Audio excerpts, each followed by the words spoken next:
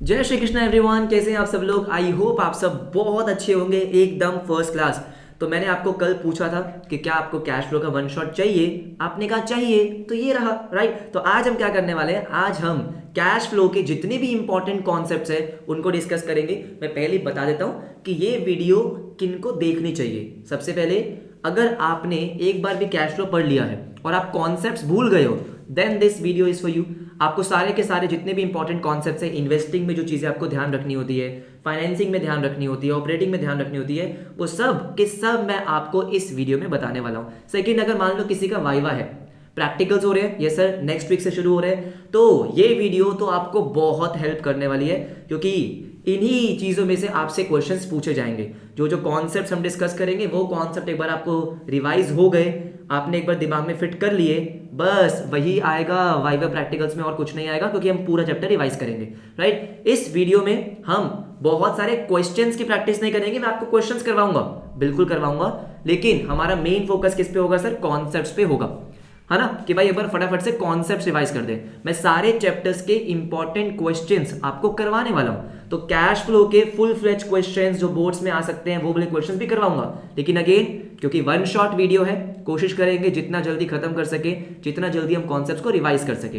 बात समझ में आ गई? ठीक है, तो फटाफट से विदाउट वेस्टिंग एनी टाइम आज की ये क्लास शुरू करते हैं। आइए, तो सबसे पहले अगर आपसे पूछ ले, मान लो प्रैक्टिकल वाइवा में पूछ ले कि बताइए कैश फ्लो स्टेटमेंट क्या होता है, और कई बार पूछा जाता है दोस्त, कैश फ्लो स्टेटमेंट क्या है? तो ध्यान से मेरी बात सुनो। कैश का फ्लो और स्टेटमेंट, स्टेटमेंट का मतलब जो आप रिकॉर्ड मेंटेन कर रहे हो। ये सुनो, आपने एक रिकॉर्ड मेंटेन किया क्या कैश फ्लो का? कैश फ्लो का मतलब होता है इनफ्लो और आउटफ्लो। मतलब कि मान लो बिजनेस के पास स्टार्टिंग में जो पैसे थे, कैश था, कैश पे डिस्कशन करेंगे अभी, कैश था मान लो 1000 रुपए, एंड में है सर 2000 रुपए, तो जो 1000 रुपए का फ्लो हुआ है उसकी पूरी डिटेल जहां पे आप मेंशन करते हो, जहां पे आप दिखाते हो, that is cash flow statement. कि पूरे साल मेरे पास कहां कहां से कितना कितना पैसा आया, मैंने कहां कहां पैसे खर्च किए और कहां कहां से मेरे पास पैसे आए हैं। यस और no, that's a cash flow statement. Yes sir, yes. उसके बाद बात करते हैं एक बार कैश की, कि सर कैश का मतलब वही होता है जो हम समझते हैं? नहीं बेटा नहीं, उसके अलावा भी काफी कुछ होता है। तो सबसे पहले बात करो कैश। यहां पे एक वर्ड आएगा कैश एंड कैश इक्विवेलेंट, है ना। बैलेंस शीट में लिखते हैं हम कैश एंड कैश इक्विवेलेंट। तो जो भी मैं कैश फ्लो स्टेटमेंट बना रहा हूं, मैं कैश का फ्लो नहीं देख रहा हूं, सिर्फ मैं किसका फ्लो देख रहा हूं? कैश एंड कैश इक्विवेलेंट का।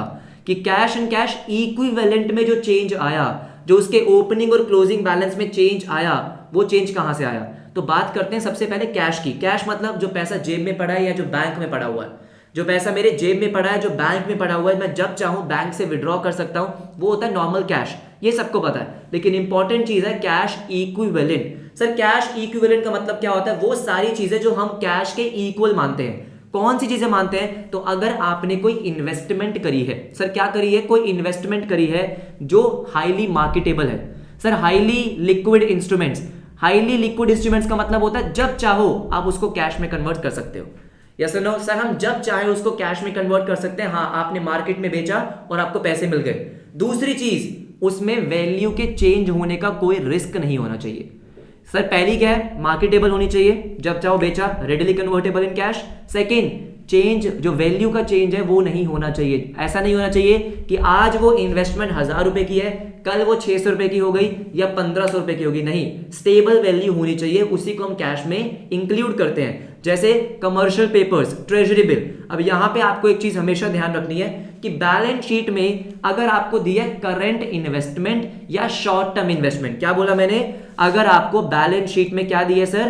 करंट इन्वेस्टमेंट या शॉर्ट टर्म इन्वेस्टमेंट, आपको नहीं बताया कि ये कौन सी इन्वेस्टमेंट है, आपको करंट इन्वेस्टमेंट लिखा हुआ है, तो आप उस करंट इन्वेस्टमेंट को हमेशा कैश इक्विवेलेंट ही मानोगे। ये एक एजम्पशन है राइट। कि क्या मानेंगे सर? उसको हम कैश इक्विवेलेंट मानेंगे। Absolutely yes.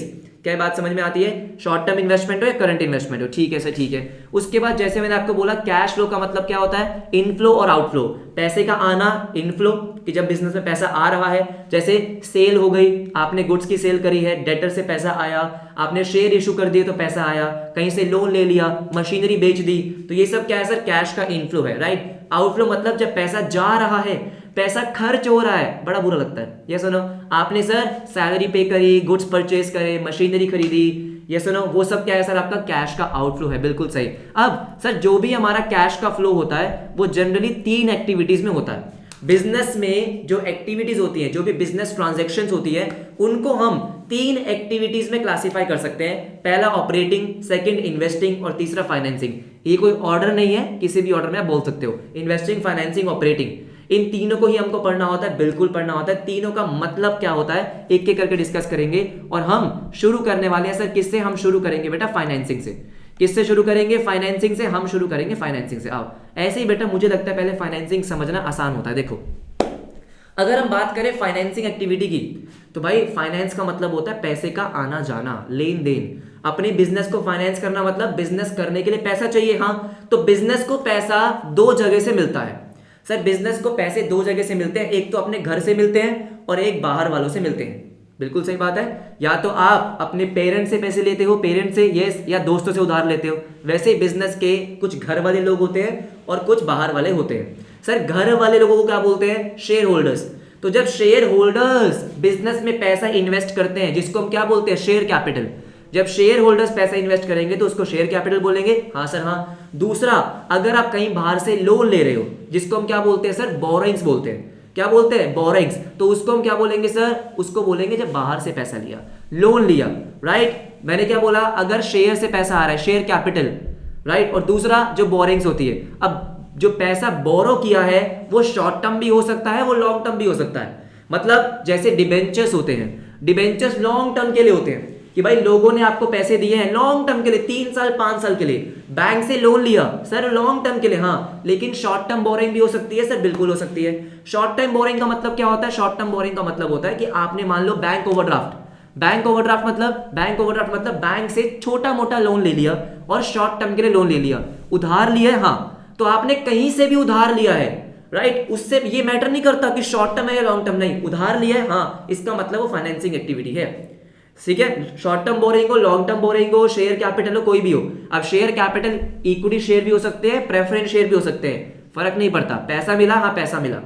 तो ये सारी एक्टिविटीज किस में आती है? फाइनेंसिंग में। अब देखो, पैसा लिया है तो वापस भी देना पड़ेगा, हाँ। तो भाई अगर आपने लोन लिया तो वो भी फाइनेंसिंग में आएगा, जब लोन वापस करोगे वो भी फाइनेंसिंग में आएगा। जब शेयर इशू करे हैं तो पैसा मिला, इनफ्लो, वो भी आपका फाइनेंसिंग है। लेकिन जब शेयर होल्डर्स को पैसे वापस करोगे, आउटफ्लो, वो भी आपका फाइनेंसिंग में आएगा। ये बात समझ में आती है? हाँ। तो इनफ्लो और आउटफ्लो, एक एक्टिविटी का इनफ्लो और आउटफ्लो सेम ही हेड में आता है, फाइनेंसिंग एक्टिविटी में आएगा। ठीक है, तो ये बात समझ में आ गई। उसके बाद इन सारी एक्टिविटीज का जो खर्चा होता है, अरे बेटा कोई आपको फ्री में पैसे दे रहा है क्या? नहीं, कि ले लो पैसे। शेयर होल्डर्स आपको ऐसे ही पैसे नहीं दे रहे हैं, उनको बदले में क्या चाहिए? डिविडेंड चाहिए। ये सुनो, बैंक आपको ऐसे ही पैसे नहीं देगा, उसको बदले में क्या चाहिए? इंटरेस्ट चाहिए। डिवेंचर्स पे इंटरेस्ट देना पड़ेगा। बात समझ में आई? तो बाहर से जो पैसा लेते हैं उस पे इंटरेस्ट पे करना पड़ता है, हाँ बिल्कुल। जो घर वालों से पैसा लेते हैं उस पे डिविडेंड पे करना पड़ता है, हाँ सर, हाँ, राइट। तो ये जो एक्सपेंसेस होते हैं वो भी आपके फाइनेंसिंग में ही आएंगे। क्यों? क्योंकि डिविडेंड क्यों पे कर रहा हूं? क्योंकि पैसे उधार लिए हैं, फाइनेंस किया है ना। इंटरेस्ट क्यों पे कर रहा हूं? क्योंकि पैसे उधार लिए। ये बात समझ में आ गई? सॉरी, एवरीबडी समझ में आ गई? देखो फटाफट से देखो, मैंने आई थिंक सब कुछ ही कवर कर दिया। देखो, issue of share for cash, अगर आपने शेयर इशू करे हैं, ठीक है, डिबेंचर इशू करे हैं, लोन लिया है, क्या लिया? लोन, बेशक वो लॉन्ग टर्म हो या फिर शॉर्ट टर्म बोरिंग हो, ठीक है। रिडम्पशन ऑफ शेयर और डिबेंचर, पैसे का वापस करना, उसको क्या बोलते हैं? Redemption. All right sir, all right, ठीक है। बैंक ओवरड्राफ्ट हो गया, अच्छा ठीक है। इंटरेस्ट या डिविडेंड, उसके बाद under writing commission, share issue expenses. Sir ये सब चीजें क्या होती है बेटा? अंडर राइटिंग कमीशन का मतलब क्या होता है? क्या होता है? सोचो, जब आप किसी अंडर राइटर को अपॉइंट करते हो शेयर इशू करने के लिए, या सुनो, जो अंडर राइटर होता है वो क्यों होता है? कि भाई आपका शेयर ढंग से इशू हो जाए। तो भाई वो भी क्या आपका रिलेटेड खर्चा है? शेयर इशू करने के लिए, पैसा उधार लेने के लिए ही खर्चा हो रहा है, हाँ, तो वो भी आपका क्या है सर? फाइनेंसिंग में आएगा। शेयर इशू एक्सपेंसेस, जैसे आपको पता है प्रोस्पेक्टस इशू करना होता है, बहुत कुछ होता है ना, कुछ लीगल डॉक्यूमेंट्स प्रिपेयर करने होते हैं। तो भाई जो भी आपका शेयर इशू से कनेक्टेड खर्चा है वो सब आपका फाइनेंसिंग में आएगा, क्योंकि वो हो क्यों रहा है? क्योंकि आपको शेयर इशू करना है। बात समझ में आ गई? ये आपका क्या हो गया? फाइनेंसिंग। अब कुछ इंपॉर्टेंट चीजें फटाफट से आओ सर। सबसे पहले अगर हम बात करेंगे बोनस शेयर्स की, सर बोनस शेयर्स क्या होते हैं? जब आप बेटा अपने शेयर होल्डर को कुछ शेयर फ्री में देते हो, जो ऑलरेडी आपके शेयर होल्डर्स हैं, है ना। अगर मान लो बेटा मैं रिलायंस कंपनी का शेयर होल्डर हूं, मेरे पास ऑलरेडी रिलायंस कंपनी के शेयर्स हैं और कंपनी कई बार अपने शेयर होल्डर्स को खुश करने के लिए कभी कभी फ्री में शेयर देती है। यस और नो? बिल्कुल सही। तो अगर मुझे मान लो रिलायंस कंपनी ने एक शेयर फ्री दिया, सर अगर उन्होंने एक शेयर फ्री दिया तो कंपनी को पैसा थोड़ी मिला। अरे क्या मैंने कंपनी को पैसा दिया? नहीं। तो बोनस शेयर्स के केस में कैश का इनफ्लो नहीं होता, नहीं, कैश का कोई भी फ्लो नहीं होता है। तो अगर बोनस शेयर इशू हुए हैं तो बोनस शेयर्स के केस में क्या होगा सर? आपका वो फाइनेंसिंग एक्टिविटी के कैश फ्लो में नहीं आएगा। सिमिलरली अगर आपने शेयर या डिबेंचर इशू करे हैं एसेट लेने के लिए, आपने पढ़ा हुआ है इशू ऑफ शेयर्स या issue of debentures in kind. Sir मतलब मान लो बेटा मुझे किसी से मशीनरी लेनी है लेकिन मैंने उसको पैसे नहीं दिए, मैंने उसको अपने शेयर्स दिए, तो मुझे बताओ क्या कोई कैश का फ्लो हुआ? सर नहीं हुआ। मुझे मशीनरी मिल गई, मैंने शेयर दे दिए, ना तो मुझे पैसे देने पड़े और ना ही मुझे पैसे मिले। बात समझ में आई? तो क्या कैश का फ्लो हुआ है? ना, कैश का फ्लो नहीं हुआ, तो वो भी आपका यहां पे नहीं आएगा। उसके बाद इंपॉर्टेंट पॉइंट आता है सर सिक्योरिटी प्रीमियम रिजर्व का। अब मेरी बात सुनो ध्यान से बेटा, कंपनी के पास सिक्योरिटी प्रीमियम रिजर्व कब आता है? जब वो बेटा कोई शेयर या डिबेंचर इशू करते हैं। क्या करते हैं सर? जब शेयर्स या डिबेंचर इशू होते हैं, अगर शेयर की फेस वैल्यू 10 रुपए है और मैं 15 रुपए पे शेयर इशू कर रहा हूं तो 5 रुपए का सिक्योरिटी प्रीमियम है। हाँ, मेरे पास कैश कितना आया? पूरे 15 रुपए ना। अगर मैं आपको 15 रुपए का शेयर दे रहा हूं तो मुझे आप 15 दोगे, हाँ, जिसमें से 5 रुपए प्रीमियम के हैं, 10 रुपए फेस वैल्यू के हैं। सही बात है? हाँ। तो जब आपका सिक्योरिटी प्रीमियम रिजर्व बढ़ रहा है इसका मतलब पैसा आया है, दैट्स अ कैश इनफ्लो। बात समझ में आई? तो जब भी आप सिक्योरिटी प्रीमियम रिजर्व को देखोगे तो देखोगे क्या सर कि क्या उसका बैलेंस बढ़ रहा है। स्टार्टिंग में, ईयर के स्टार्टिंग में सिक्योरिटी प्रीमियम रिजर्व 1 लाख रुपए का था, ईयर के एंड में वो हो गया 1.5 लाख रुपए का। तो 50,000 से जो प्रीमियम बढ़ा है इसका मतलब 50,000 रुपए आपके पास आए हैं, तो वो भी आप कैश इनफ्लो मानोगे? हाँ सर मानोगे कि भाई पैसा आया है। हाँ सर पैसा आया है। लेकिन अगर सिक्योरिटी प्रीमियम रिजर्व डिक्रीज हो रहा है, सर डिक्रीज हो रहा है, तो कैश का फ्लो नहीं होता है। आपको पता है, सुनो मेरी बात ध्यान से, जो हमारा सिक्योरिटी प्रीमियम रिजर्व होता है उसके बेटा 5 यूजेस होते हैं। क्या होते हैं? 5 यूजेस, 5 चाबियां। पढ़ा रखी है? बिल्कुल पढ़ा रखी है, शेयर्स में भी और डिबेंचर्स चैप्टर में भी पढ़ा रखी है। 5 चाबियां होती हैं। हाँ, तो आप अपना रिजर्व उन 5 चाबियों के लिए ही यूज कर सकते हो, 5 पर्पसेस के लिए यूज कर सकते हो। हाँ, उन 5 पर्पस में कोई भी कैश का फ्लो नहीं होता है सर। मतलब मान लो कि आपने क्या करना है सर, कोई खर्चा राइट ऑफ करना है। सर क्या करना है? खर्चा राइट ऑफ करना है, तो आप अपने रिजर्व का यूज कर सकते हो। हाँ सर रिजर्व का यूज कर सकते हो। तो खर्चों को राइट ऑफ करने में कोई भी कैश का फ्लो नहीं होता। तो ध्यान रखेंगे सर, अगर प्रीमियम बढ़ रहा है तो कैश का इनफ्लो माना जाएगा, लेकिन अगर डिक्रीज हो रहा है तो कोई भी कैश का फ्लो नहीं होता। हाँ जी बिल्कुल नहीं होता है बेटा। ये सारे के सारे पॉइंट्स मैंने बहुत ही ज्यादा डिटेल में कवर कर रखे हैं अपनी डिटेल्ड वीडियोस में। तो ये मत समझना कि सर आप लॉजिक नहीं बता रहे हो बेटा, हर चीज का लॉजिक पहले ही बता रखा है, लेकिन मैं कोशिश कर रहा हूं कि यहां पे भी आपको सबके लॉजिक्स में एक्सप्लेन करता जाऊं। ठीक है, तो ये होगी हमारी 2 एक्टिविटीज इंपॉर्टेंट पॉइंट्स की। उसके बाद आओ नेक्स्ट। हाँ जी, डेट्स की बड़ी इंपॉर्टेंस है भाई। सर डेट्स की? हाँ बेटा, दूसरी वाली डेट्स है ना, डेट्स दिन की बात हो रही है। Importance of dates. अब मेरी बात सुनो ध्यान से सुनो। सर अगर मैंने डिबेंचर इशू किया है तो मुझे उस पर इंटरेस्ट पे करना है। हाँ, तो इंटरेस्ट की कैलकुलेशन जो है वो आपको देखकर करनी पड़ेगी। क्या देखकर? कि भाई आपने डिबेंचर कब इशू करा है, कब रिडीम करा है। यस और नो? सर फॉर एग्जांपल देखो, अगर आपने 10% डिबेंचर इशू करे 30 सितंबर 2021 को, अगर आपने 30 सितंबर 2021 को इशू करे तो जो 10% है वो क्या इंटरेस्ट का रेट है। हाँ, तो बेटा जो मैं इंटरेस्ट पे करूंगा वो मैं 1 अक्टूबर से 31 मार्च 6 महीने का पे करूंगा ना, क्योंकि मैंने आपसे पैसे कब लिए? 30 सितंबर को लिए। हाँ, तो 1 अक्टूबर से 31 मार्च 6 महीने का इंटरेस्ट पे करूंगा, पूरे साल का नहीं करूंगा। बात समझ में आ गई? लेकिन जब मुझे डिविडेंड पे करना होता है, सर क्या पे करना होता है?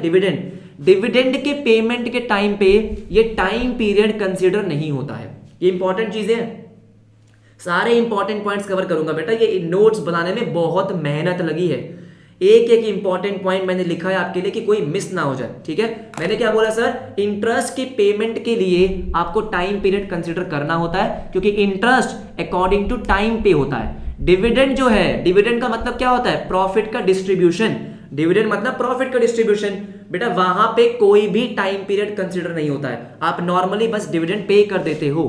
क्या आपको बात समझ में आ गई? यस और नो? अगर मैं अब डिविडेंड की बात करूंगा, सुनो मेरी बात ध्यान से, सर डिविडेंड की बात करूं, हाँ बेटा करता हूं, रुको डिविडेंड निकाल तो लूं, कहां पे है, ये रहा, देखो आओ सर किसकी बात करेंगे, डिविडेंड की बात करेंगे, आ जाओ सर। डिविडेंड कितने टाइप के होते हैं, डिविडेंड आपके दो टाइप के होते हैं सर, कितने टाइप के, दो टाइप के, हाँ जी। एक होता है बेटा फाइनल डिविडेंड, एक होता है फाइनल, ये देखो ये है फाइनल, और एक है आपका इंटरिम डिविडेंड, ठीक है सर। फाइनल डिविडेंड का मतलब क्या होता है, फाइनल डिविडेंड का मतलब होता है जो ईयर के एंड में आप पे करते हो, ईयर का एंड हो गया है ना, पूरे साल आपने पैसा कमा लिया, प्रॉफिट आ गया, उसके बाद जो पेमेंट करते हो आप डिविडेंड की, जो उसके बाद आप प्रॉफिट को डिस्ट्रीब्यूट करते हो, that's a final dividend. Final मतलब अब प्रॉपर पूरा साल निकल चुका है, yes that's final dividend. Interim मतलब साल के बीच में भी पे कर सकते हैं, हाँ जी कर सकते हैं, राइट। आप बहुत पैसा कमा रहे हो, आपने साल के बीच में ही आपने अपने प्रॉफिट को डिस्ट्रीब्यूट कर दिया, हाँ जी कर दिया। अब सुनेंगे ध्यान से, फाइनल डिविडेंड में आपको क्या क्या चीजें ध्यान रखनी है बेटा। होता ये है कि अगर मैं बात करूं, अभी मान लेते हैं 2021-22 का फाइनेंशियल ईयर है, ओके, आपने 2021-22 पैसे कमाए, प्रॉफिट कमाया, 31 मार्च में आपने प्रॉफिट निकाल लिया, लेकिन ऐसा नहीं होता कि आप 31 मार्च को पे कर दोगे, नहीं, इसका एक पूरा का पूरा प्रोसेस होता है ना। एक मैंने आपको प्रॉपर वीडियो दे रखी है डिविडेंड की कहानी, राइट, उसमें मैंने आपको पूरा समझा रखा है। क्या होता है सर, फटाफट से मैं आपको रिकॉल कराता हूं।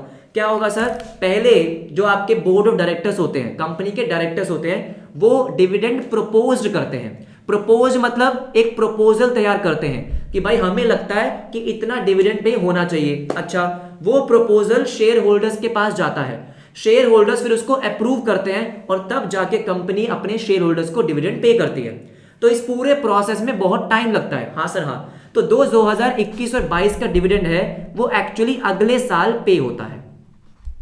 उसका कैश फ्लो जो है, उसका कैश फ्लो एक्चुअली में अगले साल होता है, हाँ सर अगले साल होता है, यस और नो, हाँ। तो जो प्रपोज्ड डिविडेंड पिछले साल का होगा वो मैंने इस साल पे किया होगा, है ना, इस साल का प्रपोज्ड डिविडेंड अगले साल पे किया होगा, एब्सोल्युटली करेक्ट, राइट। तो जब आप मान लो अगर 2022-23 का कैश फ्लो बना रहे हो, तो आपको क्या करना है, 2021-22 का जो प्रपोज्ड डिविडेंड आपको गिवन होगा वो आपको पे करना होता है ना, उसको मैं कैश आउटफ्लो मानूंगा, बिल्कुल सही। लेकिन जो 2022-23 का प्रपोज्ड डिविडेंड होगा उसको आपको हमेशा हमेशा इग्नोर करना है, उसका बेटा पूरे कैश फ्लो में कोई ट्रीटमेंट नहीं होता।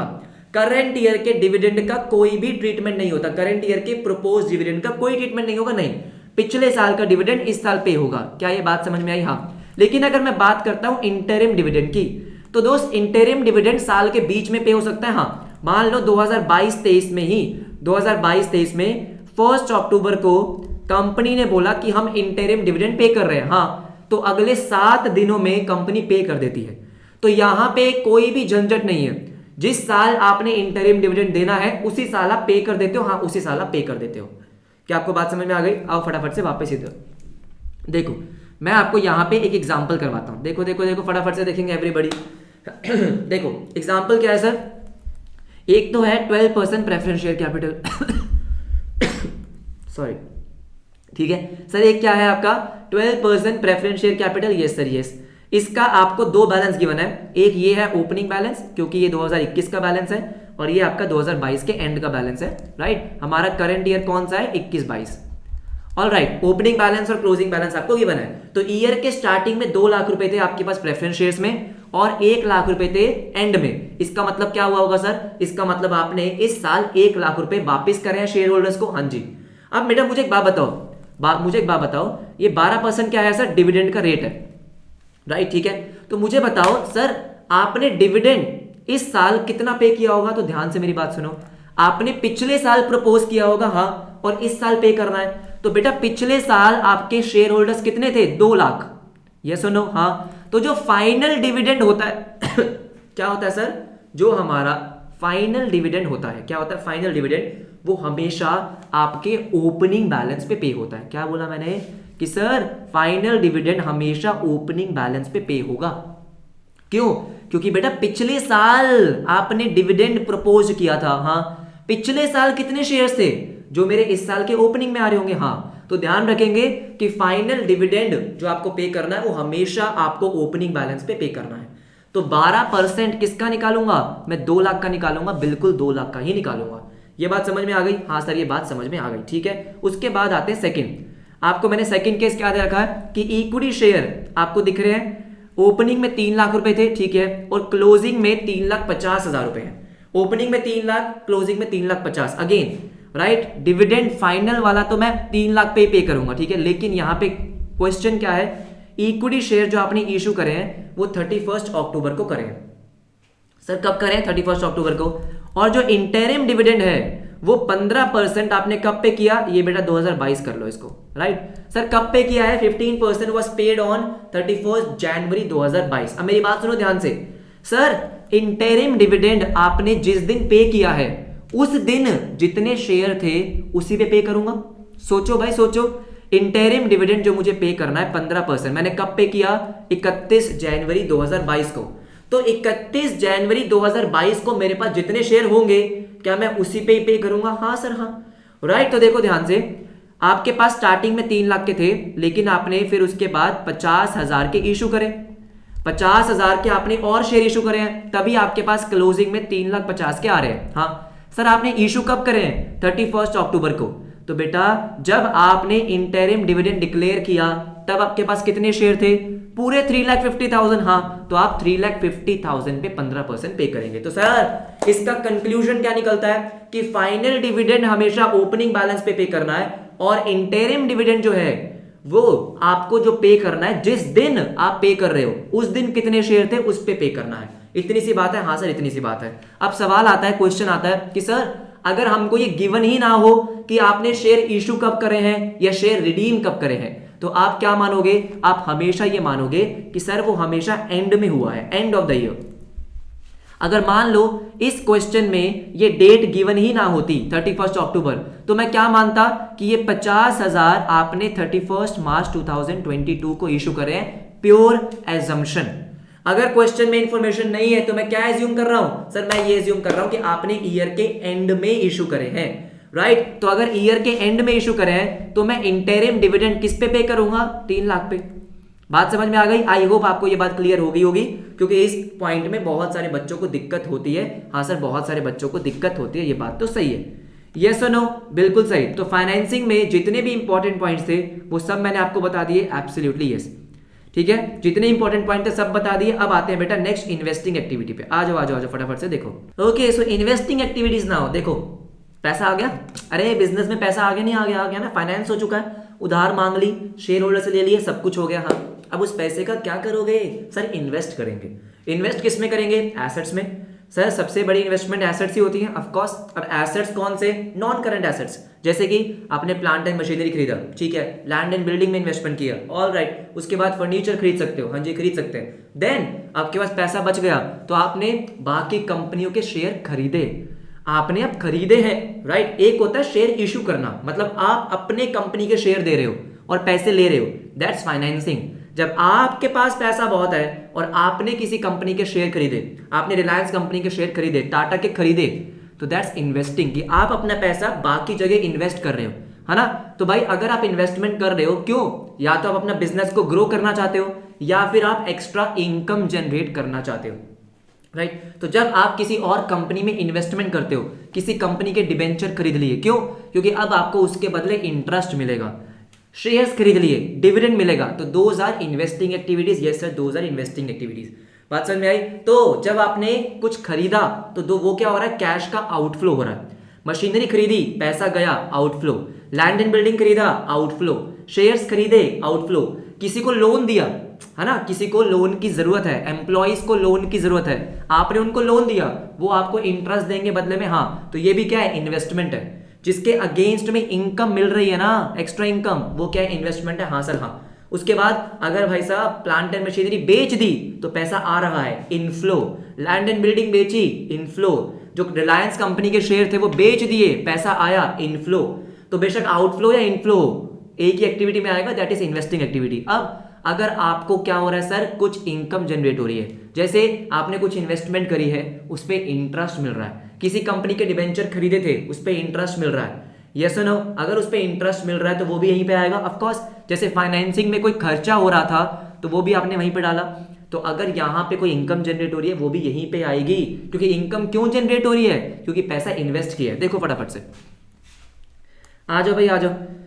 Sir purchase and sale of fixed assets like machinery, हाँ जी राइट, आपने शेयर्स खरीद लिए, डिबेंचर्स खरीद लिए, किसी को लोन दिया है, राइट, आपको इंटरेस्ट एंड डिविडेंड मिला। ये पूरा का पूरा फॉर्मेट है, हाँ बेटा पूरा का पूरा फॉर्मेट है, ध्यान से देखेंगे, राइट। तो भाई एक तो है cash flow from investing activity, एक है कैश यूज्ड। अब मेरी बात सुनेंगे ध्यान से। सर दोनों में फर्क क्या है?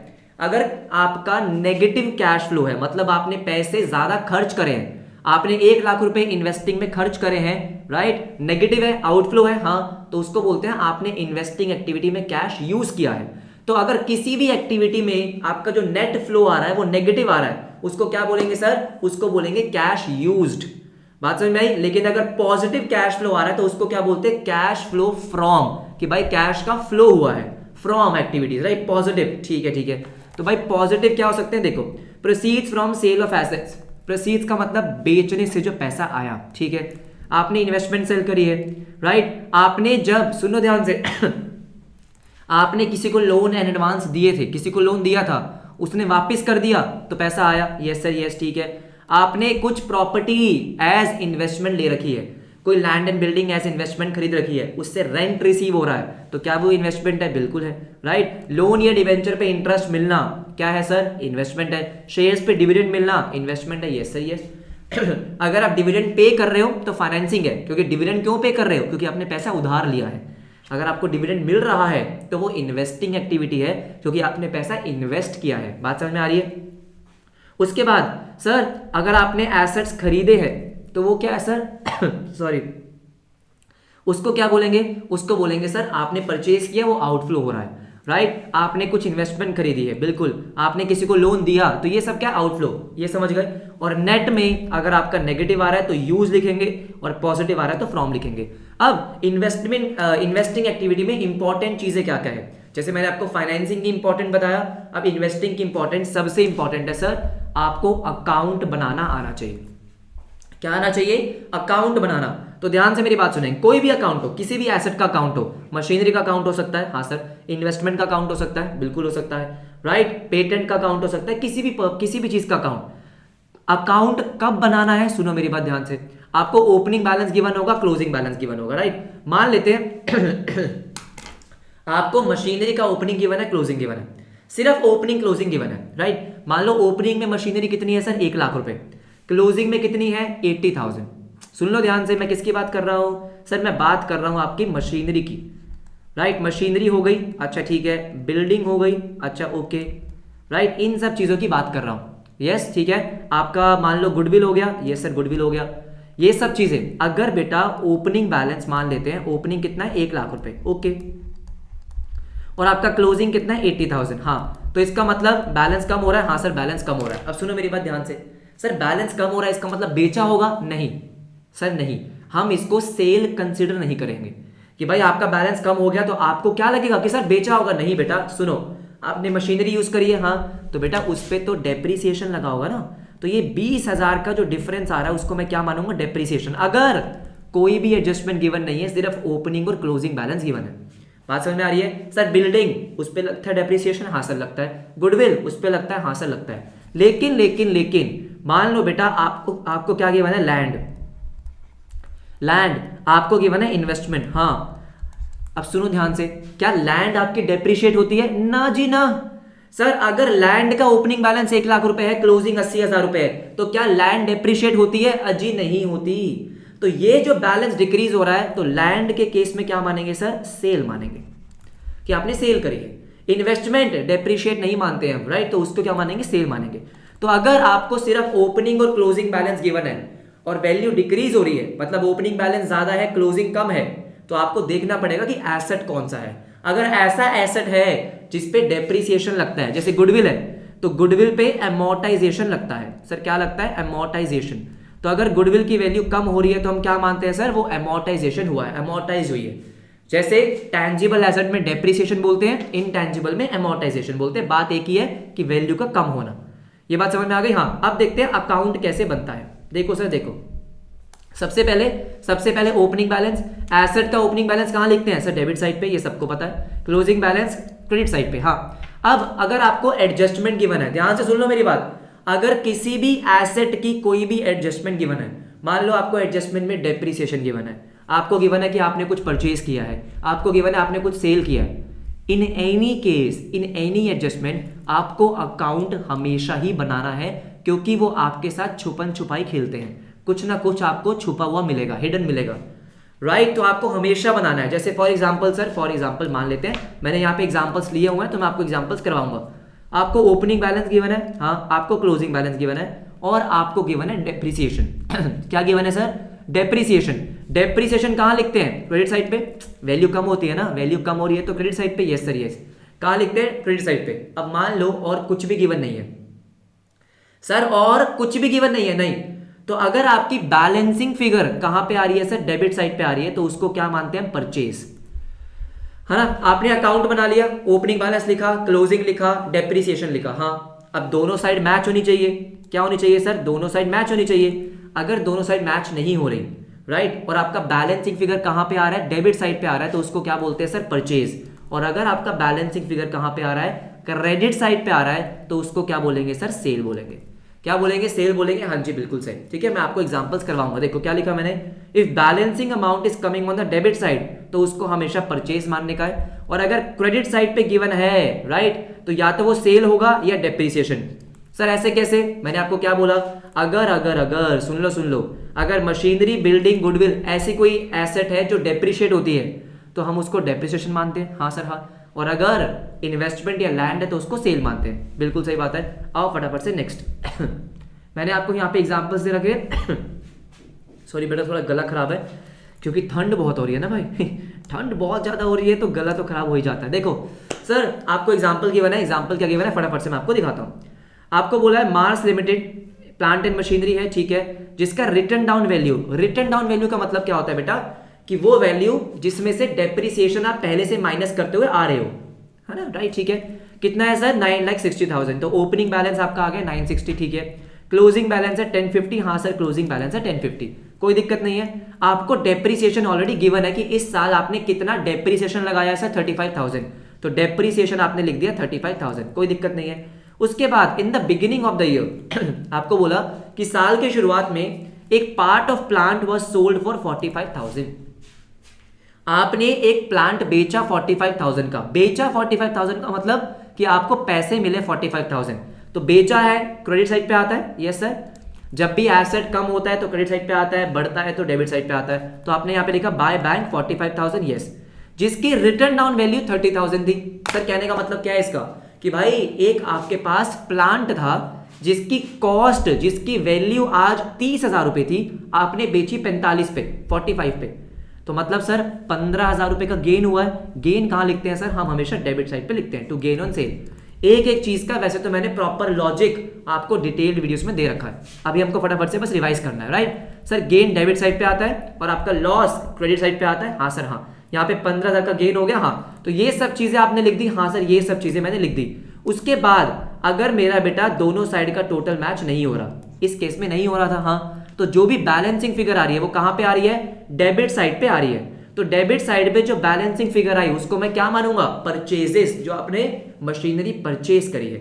सर क्या करिए? परचेज करिए, हाँ जी, राइट। तो जब मैं इसका कैश फ्लो बनाऊंगा तो क्या लिखूंगा? एक तो आपने जो परचेज करी है नेगेटिव, क्योंकि आउटफ्लो है, हाँ सर हाँ, और जो सेल करी है पॉजिटिव, हाँ, तो नेट में क्या आ रहा है सर? नेट में नेगेटिव आ रहा है, तो मैंने यहाँ पे क्या लिखा? Cash used in investing activity.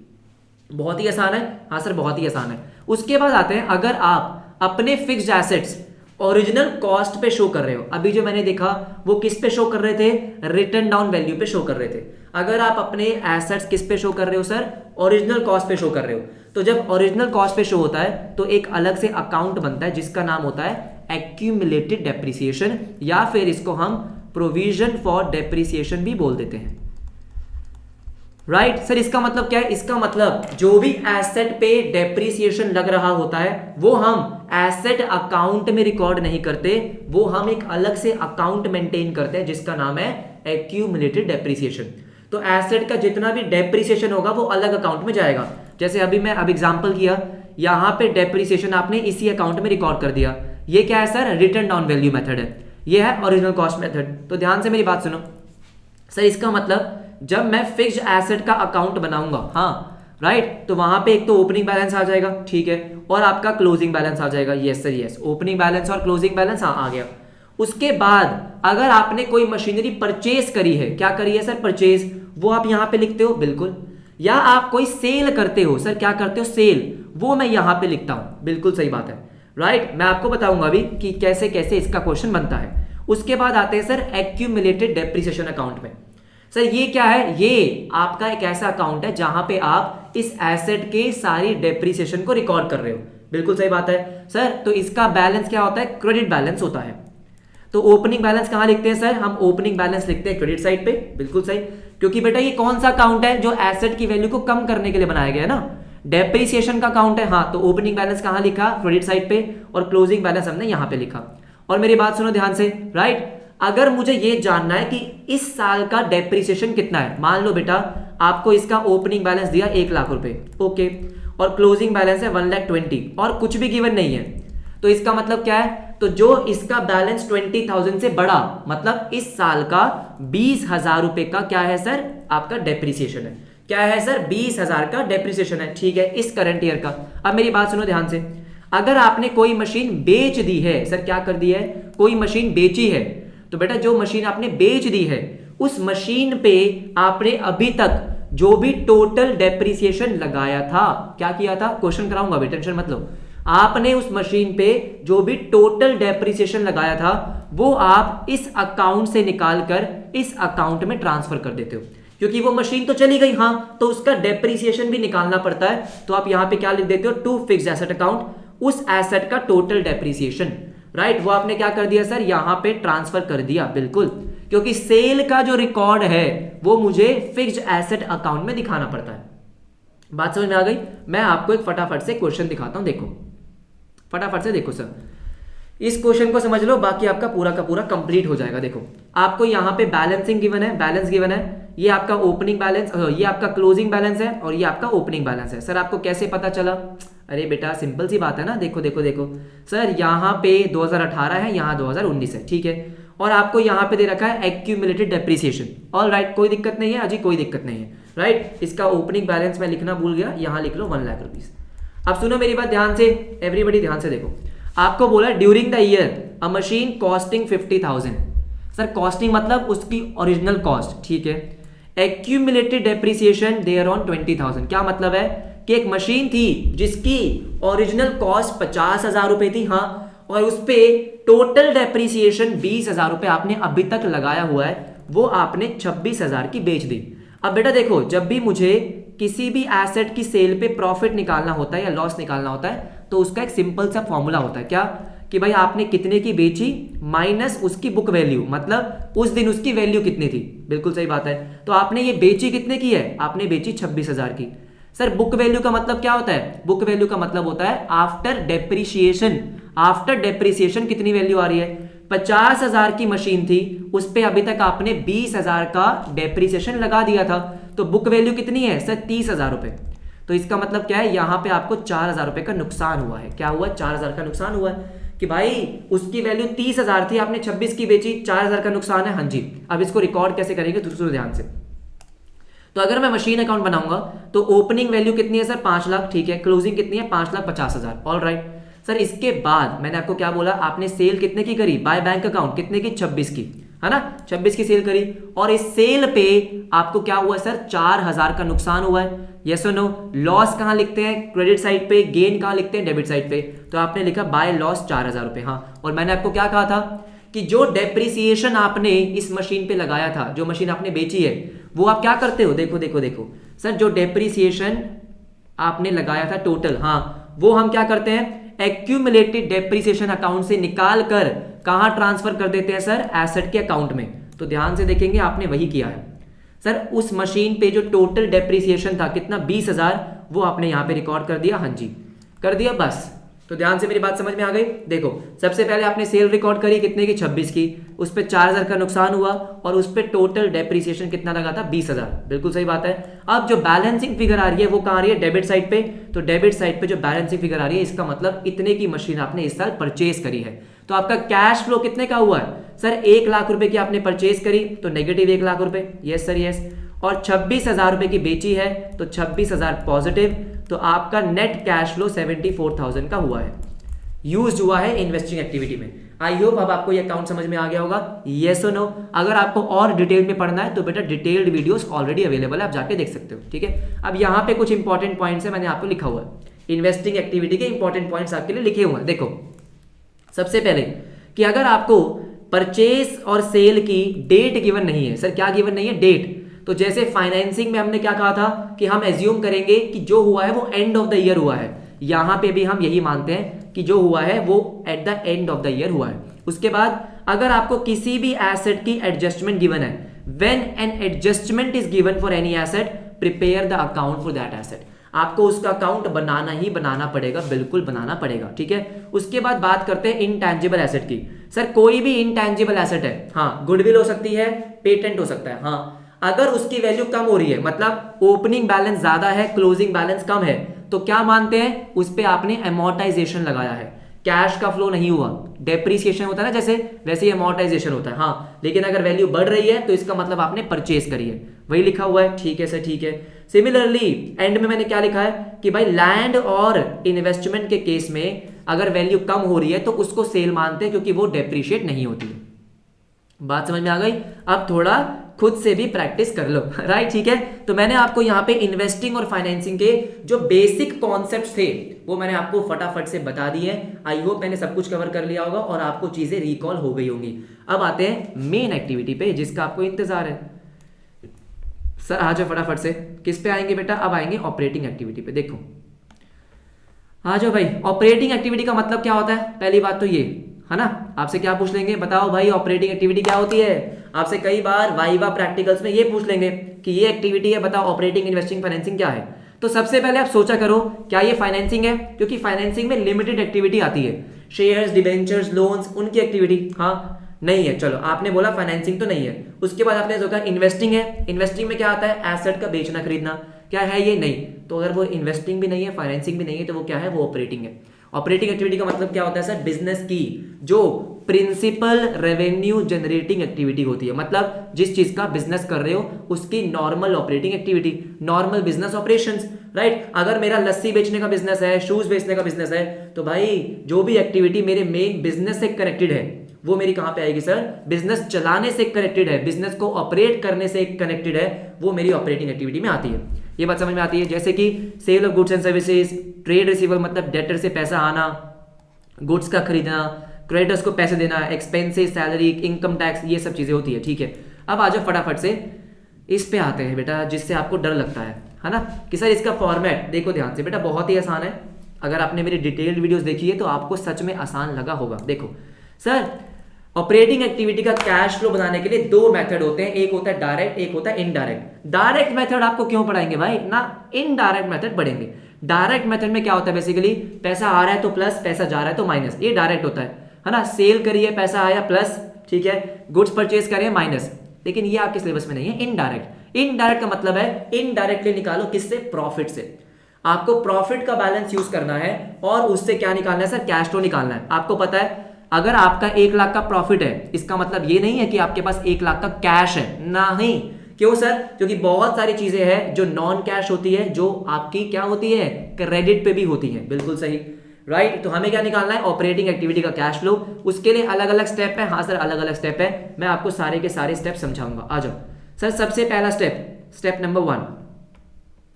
Step number 1 क्या होता है सर, स्टेप नंबर 1 है मुझे क्या निकालना होता है, calculation of net profit before tax and extraordinary item. तो ये मेरा पहला स्टेप है कि मुझे क्या निकालना है sir, net profit before tax and extraordinary item. Before का मतलब कि मुझे टैक्स का और एक्स्ट्रा ऑर्डिनरी आइटम्स का इफेक्ट हटाना है, राइट। क्यों, क्योंकि इनका इफेक्ट मैं हमेशा एंड में दिखाता हूं। प्रेजेंटेशन बेटा, accounting standard 3, yes sir and में दिखाना है, हाँ सर एंड में दिखाना है। अब मेरी बात सुनो ध्यान से। तो अगर आपको बेटा क्या दे रखा है, इस साल का नेट प्रॉफिट गिवन है, क्या गिवन है, इफ नेट प्रॉफिट आपको गिवन है, तो नेट प्रॉफिट का मतलब आप उसमें से टैक्स का खर्चा भी माइनस कर चुके हो, एक्स्ट्राऑर्डिनरी इफेक्ट भी ले चुके हो, हाँ सर हाँ। तो मुझे उनका इफेक्ट हटाना पड़ेगा। तो ध्यान से मेरी बात सुनेंगे। सबसे पहले हम क्या करेंगे, पहले हम बात करते हैं टैक्स की। अगर मैं बेटा टैक्स की बात करूं तो सुनो ध्यान से, होता यह है कि जो टैक्स की पेमेंट होती है, मान लो हमारा करंट ईयर चल रहा है, फाइनेंशियल ईयर कौन सा चल रहा है, 2020-21 चल रहा है, ठीक है। तो बेटा इस साल में जो भी आपने प्रॉफिट कमाया उस पर आपको टैक्स की पेमेंट करनी होती है, लेकिन टैक्स की पेमेंट इस साल में नहीं हो पाती, अगले साल में होती है। सर क्यों? क्योंकि टैक्स की वर्किंग अलग होती है बेटा, राइट, उसकी एक अलग रिटर्न फाइल होती है, पेमेंट होती है, सब कुछ होता है, तो वो अगले साल तक ही हो पाती है। हाँ, लेकिन मुझे तो अपना खर्चा रिकॉर्ड करना है, हाँ, तो मैं इसीलिए अपना टैक्स का प्रोविजन रिकॉर्ड करता हूं। प्रोविजन का मतलब होता है एस्टिमेटेड अमाउंट, क्योंकि एक्चुअल अमाउंट तो अगले साल पता चलता है। बात समझ में आ गई? तो मैं इस साल क्या करता हूं, अपने प्रॉफिट एंड लॉस अकाउंट में, या मैं बोलूंगा statement of profit and loss में, आप अपना टैक्स का प्रोविजन बनाते हो। तो करंट ईयर का जो प्रोविजन आपको दे रखा होगा वो, उसका मतलब क्या है, इस साल का टैक्स का खर्चा। जरूरी नहीं होता कि जो टैक्स का खर्चा होता है उतना ही आप पे करते हो, उसमें डिफरेंस हो सकता है, राइट। आपने क्या किया होगा, जो इस साल का टैक्स का खर्चा होगा वो प्रॉफिट में से माइनस किया होगा, तो हम क्या करेंगे सर, उसको पहले ऐड करेंगे। तो प्रोविजन ऑफ टैक्स जो आपने इस साल बनाया होगा वो ऐड कर देंगे। हाँ, अगर आपको कोई इनकम टैक्स का रिफंड मिला है, सर क्या मिला, इनकम टैक्स का रिफंड मिला, तो आपने प्रॉफिट में ऐड किया होगा, तो उसका इफेक्ट हटाने के लिए मैं क्या कर दूंगा, उसको लेस कर दूंगा। हाँ सर, लेस कर दूंगा, मुझे टैक्स का इफेक्ट हटाना है तो मैंने हटा दिया। दूसरी बात आती है सर एक्स्ट्रा ऑर्डिनरी आइटम्स की। अब एक्स्ट्रा ऑर्डिनरी आइटम्स का क्या है, अगर मान लेते हैं बेटा आपका क्या हुआ, आग लग गई, क्या हो गई सर, आग लग गई, चोरी हो गई, कोई भी नेचुरल डिजास्टर आ गया, कुछ भी हो गया, हाँ, उससे क्या होगा, उससे आपका नुकसान हुआ, तो आप उससे अपना प्रॉफिट कम कर देते हो, उसको आप प्रॉफिट एंड लॉस अकाउंट में रिकॉर्ड कर देते हो। हाँ जी बिल्कुल, राइट। सर मुझे उसका इफेक्ट अभी नहीं दिखाना, तो मैं क्या करूंगा, अगर आपने कोई खर्चा या लॉस एक्स्ट्रा ऑर्डिनरी दिखा रखा है तो उसको ऐड बैक करेंगे। हाँ सर, उसको ऐड बैक करेंगे, जिससे आपने अपना प्रॉफिट कम कर रखा है, ऐड बैक करेंगे। सिमिलरली मान लो अगर आग लग गई थी, चोरी हो गई थी, तो आपको कोई इंश्योरेंस क्लेम मिला, तो वो क्या है सर, एक्स्ट्रा ऑर्डिनरी इनकम है। तो अगर आपको कोई एक्स्ट्रा ऑर्डिनरी इनकम हुई है तो आपने अपने प्रॉफिट को बढ़ा रखा होगा, उसको हटाने के लिए लेस कर देंगे। हाँ जी, बस ये आपको चार चीजें ध्यान रखनी है और आपका क्या निकल जाएगा, net profit before tax and extra ordinary items. क्या ये बात समझ में आती है? इसके भी कुछ एग्जांपल मैंने यहाँ पे लिखे होंगे, मैं आपको दिखाता हूँ, देखो। हाँ जी देखो, आपको यहाँ पे क्या गिवन है sir, net profit after tax and extra ordinary item given है 1 लाख का, ठीक है। आपको provision for tax current year का, तो क्या करेंगे, इसको ऐड कर देंगे, बिल्कुल। फिर आपको दे रखा है लॉस ड्यू टू अर्थक्वेक, तो इससे आपने प्रॉफिट को माइनस किया होगा, इसको भी ऐड कर देंगे, ठीक है। इंश्योरेंस प्रोसीड्स, मतलब आपको इंश्योरेंस क्लेम मिला है, प्रॉफिट में ऐड कर दिया होगा, माइनस कर दो। उसके बाद रिफंड मिला टैक्स का, प्रॉफिट में ऐड किया होगा, माइनस कर दो। आपका क्या आ जाएगा सर, जो भी, जिसको हमने क्या बोला, net profit before tax and extraordinary item. Sir ये हमें कब करना है, जब आपको इस साल का प्रॉफिट पता हो। लेकिन कई बार आपको इस साल का प्रॉफिट नहीं बताएंगे, कई बार आपको सरप्लस का बैलेंस गिवन होगा, बस। सर सरप्लस का मतलब क्या होता है, सरप्लस का मतलब होता है सर कि जब आपने प्रॉफिट में से सब कुछ डिस्ट्रीब्यूट कर दिया, जैसे प्रॉफिट में से डिविडेंड बांट दिया, रिजर्व में ट्रांसफर कर दिया, जो आपका अनडिस्ट्रीब्यूटेड प्रॉफिट बचता है वो आप सरप्लस में डाल देते हो। यस सुनो, हाँ। तो अगर आपको सरप्लस का बैलेंस गिवन है, ओपनिंग और क्लोजिंग, सर मान लेते हैं आपको ओपनिंग बैलेंस गिवन है कितने का, 1 लाख रुपए का, ओके, और आपको क्लोजिंग बैलेंस गिवन है सर 1,50,000 का। इसका मतलब इस साल आपने कितना प्रॉफिट सरप्लस में ट्रांसफर किया है, 50,000 रुपए का।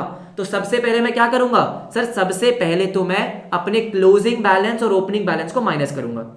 सही बात है। अब क्योंकि आपने इस प्रॉफिट में से सब कुछ डिस्ट्रीब्यूट कर दिया, जैसे कि आपने डिविडेंड दे दिया और आपने रिजर्व दे दिया, यस और नो, बिल्कुल। तो पहले मुझे डिविडेंड और रिजर्व को ऐड बैक करना पड़ेगा, है ना, क्योंकि मुझे क्या चाहिए, मुझे तो अपने इस साल का नेट प्रॉफिट बिफोर टैक्स और एक्स्ट्राऑर्डिनरी आइटम चाहिए।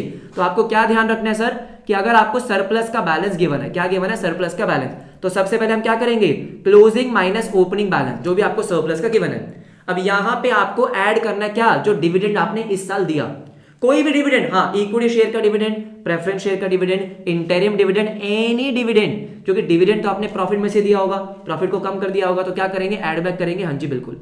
तो फाइनल डिविडेंड हो या इंटरिम डिविडेंड हो, कोई भी।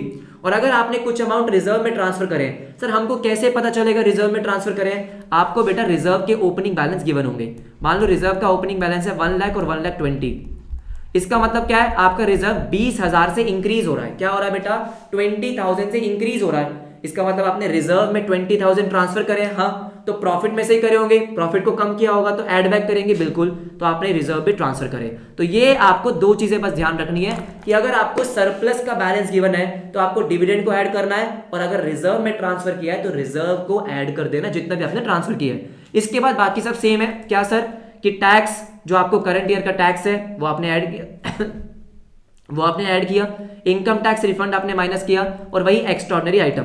तो ये चार चीजें तो होनी होनी है कि भाई टैक्स का एक्सपेंस ऐड किया, एक्स्ट्रॉर्डनरी लॉस ऐड किया, हाँ, इनकम टैक्स रिफंड माइनस किया, एक्स्ट्रॉर्डनरी इनकम माइनस किया, हाँ। बस इसके एडिशन में आपको दो चीजें और करनी पड़ेगी अगर आपको सरप्लस का बैलेंस दे रखा है। सर डिविडेंड अगर आपने पे किया है ऐड कर दो, और रिजर्व में ट्रांसफर किया है तो उसको ऐड कर दो, आपका क्या निकल जाएगा, net profit before tax and extraordinary item. बस इतनी सी बात है। हाँ जी, कुछ एग्जांपल मैं आपको दिखा देता हूं, आ जाओ। देखो देखो फटाफट से देखो, ये एग्जांपल देखते हैं, इस एग्जांपल में आपको सब कुछ क्लियर हो जाएगा। फटाफट से देखो सर, आपको यहाँ पे सरप्लस का बैलेंस गिवन है ओपनिंग और क्लोजिंग, तो क्लोजिंग माइनस ओपनिंग करेंगे, कितना आ गया, 2,36,000 आ गया, हाँ 2,36,000 आ गया। एक एक करके आइटम्स को देखते हैं। आपने डिविडेंड पे किया है तो सर ये ऐड हो जाएगा, बिल्कुल ऐड हो जाएगा। इंटरिम डिविडेंड ये ऐड हो जाएगा, ये भी ऐड हो जाएगा। रिजर्व में ट्रांसफर किया, ऐड हो गया। प्रोविजन ऑफ टैक्स खर्चा ऐड हो गया। रिफंड माइनस कर दिया। लॉस हुआ, एक्स्ट्राऑर्डिनरी लॉस है, प्लस कर दिया। इंश्योरेंस प्रोसीड्स माइनस कर दिया। बस यही करना है आपको, यही करना है, और आपका क्या आ जाएगा sir, profit before tax and extraordinary item. क्या ये बात समझ में आती है? इजी, पहला स्टेप हो गया। इसके बाद आते हैं सेकंड स्टेप पे। आपने नेट प्रॉफिट निकाल लिया, हाँ सर हमने नेट प्रॉफिट निकाल लिया, net profit before tax and extraordinary item. लेकिन अभी इस नेट प्रॉफिट में कुछ चीजें जो आपको निकालनी पड़ेगी, जैसे कि नॉन कैश एक्सपेंसेस। सर अभी आपके प्रॉफिट में ऐसे एक्सपेंसेस हैं जो नॉन कैश है, मतलब सर मतलब ये कि वहां पे कैश का फ्लो ही नहीं हुआ। अगर कैश का फ्लो ही नहीं हुआ तो हटाओ, बिल्कुल, जैसे कि डेप्रिसिएशन। अब डेप्रिसिएशन का जो खर्चा है, इस साल का जो खर्चा होगा वो आपने प्रॉफिट में डाला होगा, अरे मतलब प्रॉफिट एंड लॉस अकाउंट में डाला होगा, यस सर यस। प्रॉफिट को माइनस किया होगा, तो क्या उसमें कोई कैश का फ्लो हुआ है? नहीं हुआ, ऐड बैक कर दो।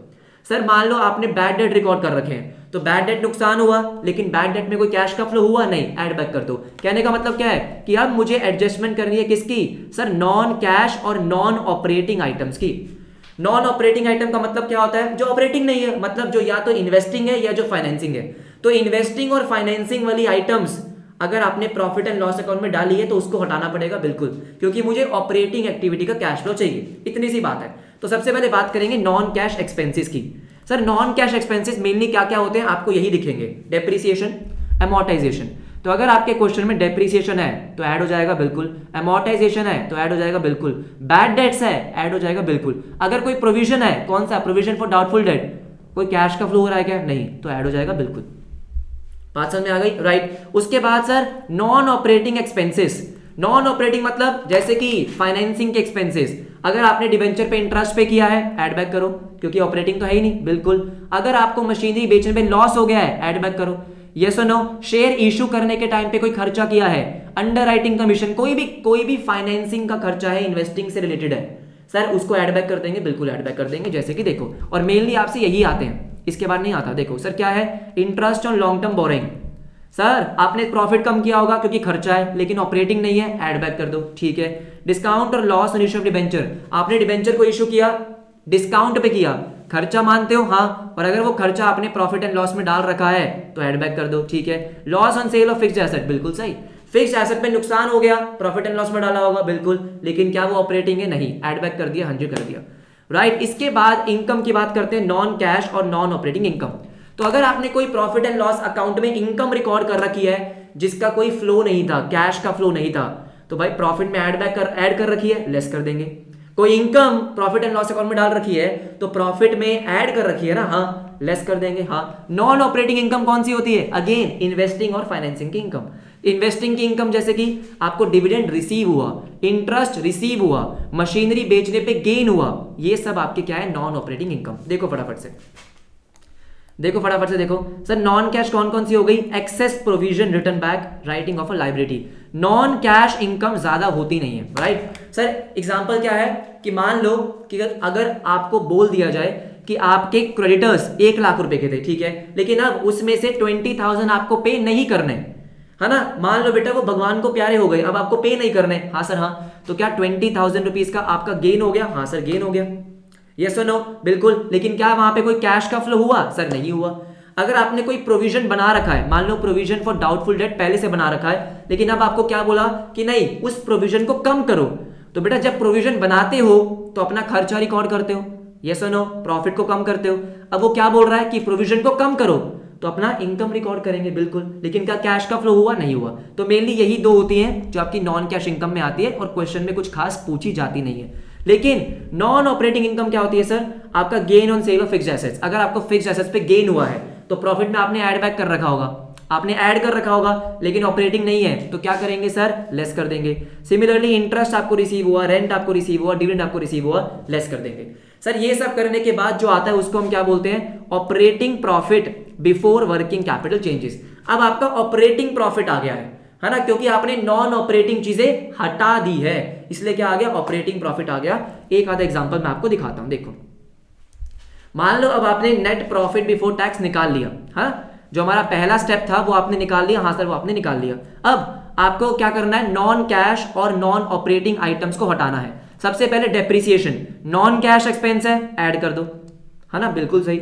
उसके बाद इंटरेस्ट ऑन बोरोइंग्स आपने पे किया, ऐड कर दो, नॉन ऑपरेटिंग है, सही बात है। Goodwill amortise, again non cash है, ऐड कर दो, राइट, नॉन ऑपरेटिंग भी है। Loss on sale of furniture, non operating है, ऐड कर दो। तो ये सब चीजें क्या है? ये सारे खर्चे हैं जो आपने प्रॉफिट में से माइनस किए होंगे, हाँ, तो क्या कर रहे हैं? उनको ऐड कर रहे हैं। गेन आपने माइनस किया क्योंकि सर नॉन ऑपरेटिंग इनकम है, ठीक है। इंटरेस्ट रिसीव हुआ, आपने माइनस किया। ये सब करने के बाद जो आपका आएगा that is operating profit before working capital changes.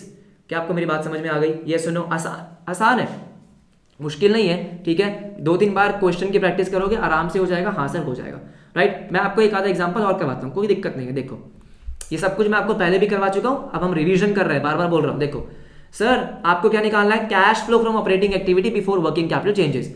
अब आपको नेट प्रॉफिट आफ्टर टैक्स दे रखा है एंड डिविडेंड। सर देखो ध्यान से, अब क्वेश्चन आपको कुछ भी देगा, आपके कॉन्सेप्ट क्लियर होने चाहिए। आपको वो क्या बोल रहा है कि this is net profit after tax, मतलब टैक्स का एक्सपेंस माइनस कर चुके हो, एंड डिविडेंड मतलब डिविडेंड भी माइनस कर चुके हो, है ना। तो मैं क्या करूंगा? सर आपको टैक्स का एक्सपेंस गिवन है तो पहले तो टैक्स का एक्सपेंस प्लस करेंगे, बिल्कुल सही, और डिविडेंड आप माइनस कर चुके हो, डिविडेंड को ऐड करेंगे। हाँ सर, ये करने के बाद जो मेरा आएगा वो होगा स्टेप नंबर 1, राइट, जिसको हम क्या बोलेंगे? Net profit before tax and extraordinary item. देखो आपके पास नेट प्रॉफिट कितना? 2,15,000 रुपए। इसमें आपने टैक्स का एक्सपेंस ऐड किया, आपने डिविडेंड ऐड किया, यस सर यस। उसके बाद देखो क्या है? उसके बाद इनकम टैक्स रिफंड भी गिवन है। अब इनकम टैक्स रिफंड क्या होता है? माइनस, हाँ वो माइनस किया, तब जाके आपका क्या आ गया? Net profit before tax and extraordinary item. क्योंकि डिविडेंड आपने माइनस कर दिया था, जो डिविडेंड आप पे करते हो, सर नहीं होना चाहिए था, ऐड बैक कर दिया, बिल्कुल सही। टैक्स का एक्सपेंस आपने ऐड बैक कर दिया, बिल्कुल। रिफंड आपने क्या कर दिया सर? वहां से माइनस कर दिया। बात समझ में आ गई? ये हमारा पहला स्टेप हो गया। इसके बाद देखो क्या है? डेप्रिसिएशन गिवन है, सर ऐड कर देंगे नॉन कैश एक्सपेंस में, बिल्कुल। Loss on sale of machinery add कर देंगे, पेटेंट का अमोर्टाइजेशन ऐड कर देंगे, गेन ऑन सेल हम माइनस कर देंगे। आपका क्या आ जाएगा? Operating profit before working capital changes. क्या आपको बात समझ में आ गई? आसान है, हाँ जी, बहुत ही ज्यादा आसान है, राइट। इसके बाद क्या करना होता है? इसके बाद मुझे वर्किंग कैपिटल चेंजेस का इफेक्ट लेना होता है। सर क्या करना होगा? वर्किंग कैपिटल चेंजेस का इफेक्ट लेना होगा, हाँ। जैसे कि सर वर्किंग कैपिटल का मतलब होता है जहां पे करंट एसेट और करंट लायबिलिटी का इफेक्ट आता है। अगेन इसकी पूरी कहानी बहुत डिटेल में समझा रखी है, यहां पे बस हम मेन पॉइंट्स कवर करेंगे। देखो सर, अब मुझे क्या करना है? अब मेरा ध्यान किस पे होगा? करंट एसेट और करंट लायबिलिटी पे, यस और नो, बिल्कुल सही। लेकिन करंट एसेट कुछ आपको छोड़ने हैं। कौन से? बेटा कैश एंड कैश इक्विवेलेंट यहां पे कंसीडर मत कर देना, क्योंकि उसी का तो फ्लो निकाल रहे हैं, यस और नो, हाँ सर हाँ। और करंट इन्वेस्टमेंट स्टार्टिंग में बताया था, अगर करंट इन्वेस्टमेंट गिवन है तो वो भी क्या है सर? कैश इक्विवेलेंट है, यस सर यस, राइट। तो उनको यहां पे कंसीडर नहीं करेंगे, नहीं। अब मैं अगर करंट लायबिलिटी की बात करता हूं, अगेन यहां पे कंफ्यूजन होती है। बेटा मुझे एक बात बताओ, अगर आपको करंट लायबिलिटी में शॉर्ट टर्म बोरिंग्स गिवन है, सर क्या गिवन है? Short term borings. तो शॉर्ट टर्म बोरिंग्स तो फाइनेंसिंग में जाती है ना, हाँ, तो वो यहां पे नहीं आएगी। बात समझ में आ गई? यस और no? Bank overdraft short term borrowings financing में ट्रीटमेंट होता है, बिल्कुल सही। अगर आपको दे रखा है सर शॉर्ट टर्म प्रोविजंस, उसमें आपको क्या गिवन है? Provision for tax. तो प्रोविजन फॉर टैक्स का ट्रीटमेंट आपने पहले स्टेप में ही कर लिया, तो जिसका ट्रीटमेंट ऑलरेडी हो चुका है उसका मैं दोबारा थोड़ी करूंगा, राइट। अब बाकी जो करंट एसेट है, जैसे आपके डेटर्स हो गए, हाँ, आपका इन्वेंट्री हो गया, बिल्कुल सही, राइट, प्रीपेड एक्सपेंसेस हो गए, ये सब का ट्रीटमेंट यहां पे होगा, हाँ जी बिल्कुल होगा। करंट लायबिलिटी में आपके क्रेडिटर्स हो गए, बिल्स पेबल हो गए, आउटस्टैंडिंग एक्सपेंसेस हो गए, उनका ट्रीटमेंट आपको यहां पे करना है। सर क्या ट्रीटमेंट करना है? उनका आपको ओपनिंग और क्लोजिंग बैलेंस देखना है। क्या देखना है? ओपनिंग और क्लोजिंग। तो सबसे पहले मैं बात करता हूं सर किसकी? करंट एसेट्स की, ठीक है। अगर करंट एसेट का बैलेंस क्या हो रहा है बेटा? डिक्रीज हो रहा है। स्टार्टिंग में 1 लाख रुपए था, एंड में 80,000 रुपए है, इसका मतलब जैसे डेटर्स है, आप डेटर से याद रखो, इसको याद करने की टेक्निक क्या है, डेटर से याद रखो, स्टार्टिंग में 1 लाख रुपए है, एंड में 80,000 है, इसका मतलब डेटर ने आपको 20,000 रुपए दिए होंगे, ये मान के चल लो, हाँ सर हाँ, तो वो क्या करना है आपको, प्लस करना है, that is positive cash flow. तो अगर करंट एसेट आपका डिक्रीज हो रहा है, क्या हो रहा है सर, अगर करंट एसेट डिक्रीज हो रहा है तो that's a positive cash flow. बस अगर आपको एक चीज समझ में आ गई, याद हो गई, उसके बाद बाकी सब उल्टा फुल्टा होना है। सर उल्टा फुल्टा मतलब, सुनो मेरी बात ध्यान से, अब अगर करंट एसेट का डिक्रीज ऐड हो रहा है तो करंट एसेट का इंक्रीज माइनस होता है। ऑब्वियस सी बात है कि डिक्रीज ऐड हो रहा है तो इंक्रीज माइनस होगा, हाँ। और करंट एसेट और करंट लाइबिलिटी कभी दोस्त नहीं हो सकते, तो करंट एसेट का डिक्रीज ऐड हो रहा है, हाँ सर हाँ, तो करंट एसेट का डिक्रीज ऐड हो रहा है तो करंट लाइबिलिटी का डिक्रीज माइनस होता है। करंट एसेट और करंट लाइबिलिटी हमेशा उल्टे ही चलते हैं, ठीक है। और सिमिलरली अगर करंट एसेट का इंक्रीज आपने माइनस किया है तो करंट लाइबिलिटी का इंक्रीज प्लस होता है। बस इतनी सी बात है, हाँ सर इतनी सी बात है। अब इसको याद करने के बहुत सारे तरीके हैं, आप जैसे याद करो वैसे करो। मैंने आपको बहुत डिटेल में समझा रखा है एक एक चीज, इन सबके लॉजिक भी मैंने आपको बता रखे हैं, कहां पे सर, डिटेल्ड वीडियोस में। अब बेटा मैं सबके लॉजिक यहाँ पे एक्सप्लेन नहीं कर सकता, नहीं तो वन शॉट में और उनमें डिफरेंस क्या रह जाएगा, है ना, क्योंकि हमको यहाँ पे क्या करना है, कम टाइम में ज्यादा कवर करना है, to the point, examination point of view से। क्या आपको बात समझ में आ गई? Yes sir yes. मुझे क्या देखना है, बस ओपनिंग बैलेंस क्लोजिंग बैलेंस देखना है, यस सर ठीक है। अब यहाँ पे इंपॉर्टेंट चीजें देखो सर, इंपॉर्टेंट क्या है, कैश एंड कैश इक्विवेलेंट और करंट इन्वेस्टमेंट आपको करंट एसेट में नहीं इंक्लूड करनी है, यहाँ पे बिल्कुल सही। उसके बाद बैंक ओवरड्राफ्ट हो गया, कैश क्रेडिट हो गया, प्रोविजन फॉर टैक्स हो गया, ये आपको करंट लायबिलिटी में ट्रीट नहीं करना, क्योंकि इनका ट्रीटमेंट अलग होता है, बिल्कुल अलग होता है। ये सब करने के बाद सर हमारा क्या आ जाएगा, ये सब करने के बाद आपका आएगा कैश जनरेटेड फ्रॉम ऑपरेशंस, है ना। वर्किंग कैपिटल कंसीडर करने के बाद जो आएगा वो क्या होगा, कैश जनरेटेड फ्रॉम ऑपरेशंस। तो सबसे पहले हमने क्या किया, net profit before tax and extraordinary item निकाला, ठीक है। उसके बाद नॉन कैश और नॉन ऑपरेटिंग आइटम का इफेक्ट लिया, तो मेरा क्या आ गया, operating profit before working capital changes. फिर मैंने क्या किया सर, फिर मैंने अब वर्किंग कैपिटल का इफेक्ट लिया, तो मेरा क्या आ गया, कैश जनरेटेड फ्रॉम ऑपरेशंस। मैं आपको कुछ एग्जांपल्स फटाफट से करवाता हूं, देखो आप देखो फटाफट से देखो। आई होप बेटा आपको चीजें रिवाइज हो रही होंगी, राइट। तो जितने एफर्ट्स मैंने डाले हैं, काश मैं यही सोच रहा हूं कि बस आपको इनसे बेनिफिट मिले, कि 1 घंटे में पूरा कैश फ्लो के जो जो इंपॉर्टेंट पॉइंट्स हैं बस आपको क्या हो जाए सर, रिकॉल हो जाए, आपको याद हो जाए, है ना। समझ में तो हम पहले ही चुके हैं, ठीक है। देखो आप सर, यहाँ पे ओपनिंग बैलेंस है, यहाँ पे क्लोजिंग बैलेंस है, ओके सर। यहाँ पे आपको सरप्लस गिवन है, तो अगर हम बात करेंगे पहले स्टेप की, तो पहले स्टेप निकालना पड़ेगा net profit before tax and extraordinary item, हाँ। तो क्लोजिंग माइनस ओपनिंग 20,000 आ गया। अब आपको क्या देखना है, क्या यहाँ पे डिविडेंड है, सर नहीं है। क्या रिजर्व है, नहीं है। प्रोविजन फॉर टैक्स है, सर नहीं है, राइट। और क्या एक्स्ट्राऑर्डिनरी एक्सपेंस लॉस है, कुछ भी नहीं है, तो बस हमारा क्या आ गया 20,000, ऑल राइट। इसके बाद नॉन कैश और नॉन ऑपरेटिंग आइटम्स देखो फटाफट से। सर प्रोविजन फॉर डेप्रिसिएशन आपको गिवन है, ध्यान से सुनेंगे, इंपॉर्टेंट पॉइंट है। मैंने आपको क्या बताया था सर, प्रोविजन फॉर डेप्रिसिएशन मतलब कि जब आप एसेट को ओरिजिनल कॉस्ट पे दिखा रहे हो और उसका सारा डेप्रिसिएशन अलग अकाउंट में मेंटेन कर रहे हो। देखो ओपनिंग बैलेंस कितना है सर इसका, 30,000, हाँ सर हाँ। क्लोजिंग बैलेंस कितना है, 40,000। तो जो ये 10,000 इंक्रीज हो रहा है, मैंने आपको क्या समझाया, this 10,000 is current year depreciation, कि जो इस करंट ईयर का डेप्रिसिएशन है, स्टार्टिंग में टोटल डेप्रिसिएशन 30,000 था, एंड में टोटल 40 है, तो इसका मतलब 10,000 इस करंट ईयर का है, हाँ। डेप्रिसिएशन अगेन नॉन कैश आपने ऐड कर दिया, बिल्कुल कर दिया। उसके बाद आपको दिख रहा है इन्वेंट्री, ये तो करंट एसेट हो गया।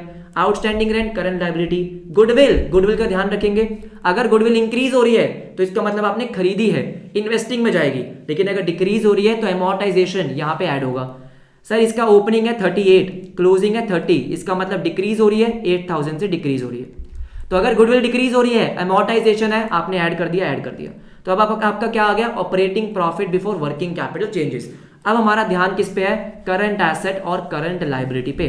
फटाफट से देखो सर, सबसे पहले अगर बात करें ट्रेड रिसीवेबल की, ओपनिंग 31 है, क्लोजिंग 25, 6,000 से डिक्रीज हो रहा है, इसका मतलब पैसे मिले होंगे, हाँ ऐड हो जाएगा सर, बिल्कुल ऐड हो जाएगा। तो 6,000 पे आपने यहाँ पे ऐड कर दिया, ठीक है। इन्वेंट्री सर 60 से 80 खरीदी है, मतलब -20,000, 20,000 आपका गया तो 20,000 आपने माइनस कर दिया क्योंकि एसेट बढ़ रहा है, ठीक है sir. Outstanding rent current liability, outstanding rent कम हो रहा है 9,000 से, तो आपने पे किया होगा, अगेन आउटफ्लो माइनस होगा सर, माइनस होगा। उसके बाद प्रीपेड इंश्योरेंस सर 2,000 से 1,000 हो रहा है। करंट एसेट अगर कम होता है सर, क्या होता है, कम होता है तो ऐड होता है, तो प्रीपेड इंश्योरेंस आपने ऐड कर दिया।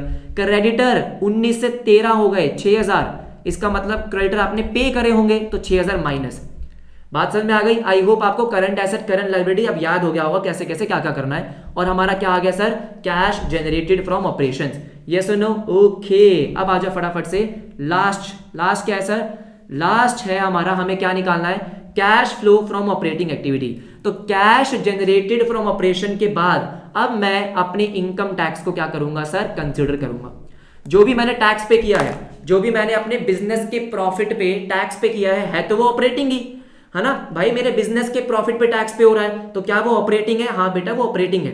लेकिन अब आपको यहां पे क्या कंसीडर करना है, जो आपने पे किया है, क्या किया है, पे वाला, right. Income tax paid minus refund, मतलब देखो अगर आपने 1,00,000 रुपए पे किया और 10,000 रुपए का रिफंड आया तो नेट अमाउंट कितना लिखेंगे हम, नेट अमाउंट 90,000 लिख देंगे negative, right. Net of refund लिखना होता है। अच्छा ठीक है, सुनो मेरी बात ध्यान से, जो हमारा इस करंट ईयर का एक्सपेंस होता है वो जरूरी नहीं है कि हमने पे किया होगा। मैंने यहां पे आपको बहुत डिटेल में समझाया हुआ है। क्या सर, मैं आपको दिखाता हूं, रुको, अरे रुको, ये आपका एक्स्ट्राऑर्डिनरी हो गया, हाँ प्रोविजन फॉर टैक्स, देखो फटाफट से एवरीबडी, प्रोविजन फॉर टैक्स बेटा मैंने बहुत डिटेल में समझाया हुआ है। मैं आपको सारे के सारे केसेस फटाफट से बताता हूं क्योंकि ये बड़ा ही इंपॉर्टेंट पॉइंट है, राइट। अब सुनो सर, जो करंट ईयर का प्रोविजन होता है वो आप अगले साल पे करते हो, हाँ सर वो अगले साल पे होता है। और जो मेरा प्रीवियस ईयर का प्रोविजन होगा वो मैंने इस साल पे किया होगा, यस और नो, बिल्कुल बिल्कुल डिविडेंड की तरह, हाँ सर हाँ, राइट ठीक है।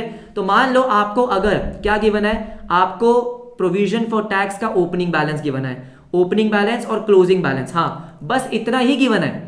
क्या गिवन है सर, प्रोविजन फॉर टैक्स का ओपनिंग बैलेंस और क्लोजिंग बैलेंस। जैसे कि एग्जांपल में देखो, ये देखो आपका ये ओपनिंग बैलेंस हो गया, यस सर, और ये क्लोजिंग बैलेंस, और कुछ भी गिवन नहीं है, नहीं तो मैं क्या मानूंगा कि जो ये ओपनिंग बैलेंस है मतलब पिछले साल का, ये मैंने पे किया होगा टू बैंक, ये मैंने पे किया होगा, हाँ। और ये जो आपका क्लोजिंग बैलेंस है ये मेरे करंट ईयर का एक्सपेंस है।